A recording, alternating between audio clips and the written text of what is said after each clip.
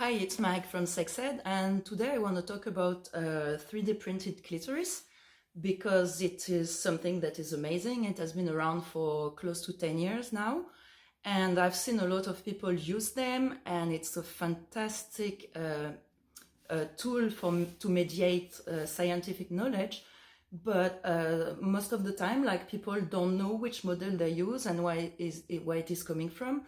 And sometimes it can be less anatomically correct because a lot of people have embraced the clitoris and started making like earrings and like all kind of pop culture thingies, which are really amazing, but it's like not all models are scientifically as relevant. So today I'm going to talk to you about like the model that exist, where they come from, and where you can find them. And I will also list all the resources so you can actually access them and print them. So it started, like the first model that I have collected is from 2015, and it's by someone who is called Amy Stenzel, who is a birth doula, and she was the person in charge of the body map project. This project is still online, and it talks about genital and pelvic anatomy. This person is now going by Amy Bravewater, and so I will put the link so you can visit their website. But she's mainly an artist, and you can see that the size of the clitoris is like pretty huge compared to what I'm going to show you later. The one that was created later is by the French researcher Odile Filiot. So it's this one that arrived at the beginning of 2016.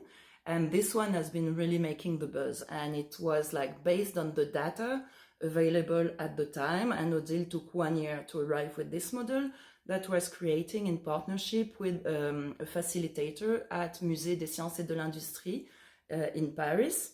So this was the first model. She arrived later on with a collaboration with Philippe Cosentino, later in 2016, with new data that arrived from Geneva, and so it was the improved model to be like more anatomically correct and more representative of what the clitoris look like.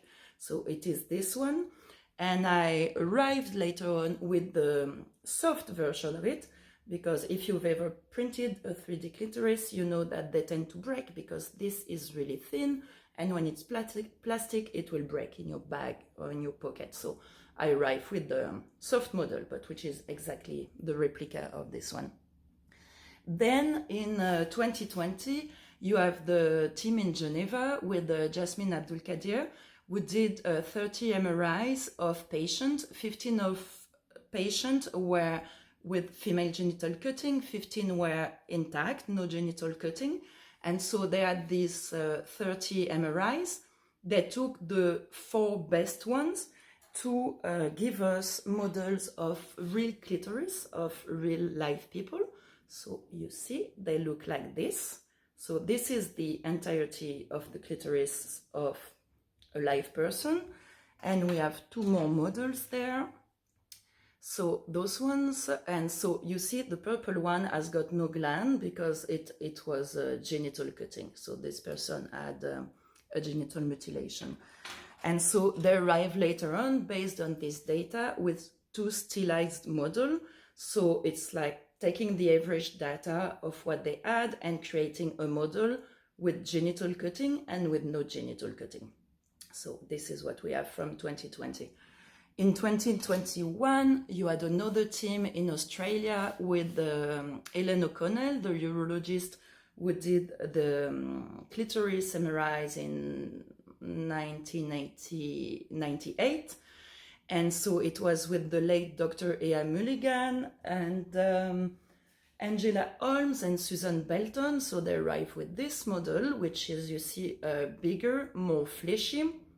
And it comes in a soft version also. And the later project that I'm aware of is a postdoctoral student from MIT.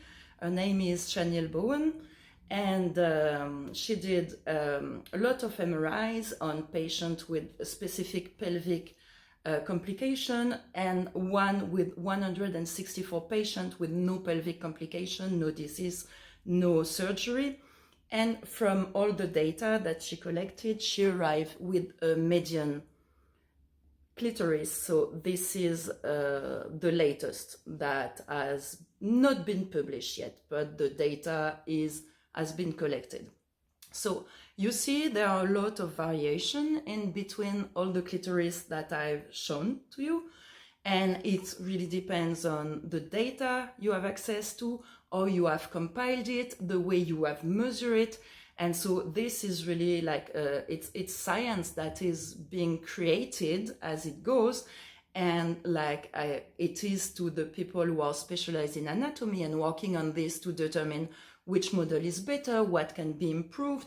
This is far above like my level of knowledge in anatomy. So I cannot tell you which model is better, but I can tell you which one come from which study so that you can refer to it, decide which one you want to use, and make sure that you use some that are coming from a scientific research rather than just someone creating a clitoris because it's cool and it's fun. Like it's really cool and it's fun, but it's also science, and we need to know where it comes from and keep on pushing to have more data and more science, because it has been for a long time like not considered, not included in all the anatomy 3D models, and it's time that we have accurate representation of what female anatomy look like in its complexity, in its entirety.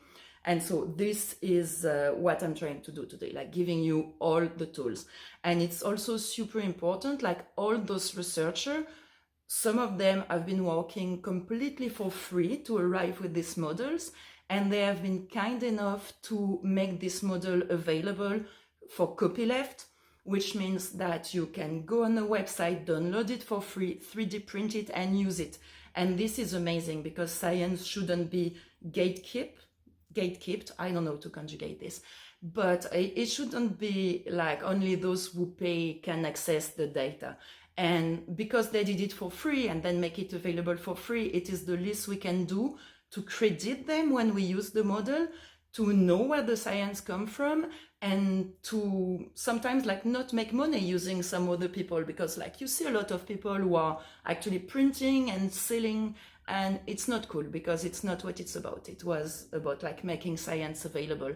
So I will put all the link and all the picture, and on Positive Sex Ed website I have a blog post, I will link it also, where you can find like all the models, download them, 3D print them, and it's really cool. It's a fantastic object to talk about relationship, body, pleasure, and all the words that I can say on social media, but it is a fantastic tool to facilitate discussion, and it is much needed, and I am extremely thankful to the people who actually put time, energy, and resources, sometimes their own resources, to create these models. So I hope you enjoyed this video and you go and print your 3D clitoris, because it's a fantastic thing. Hi, bye.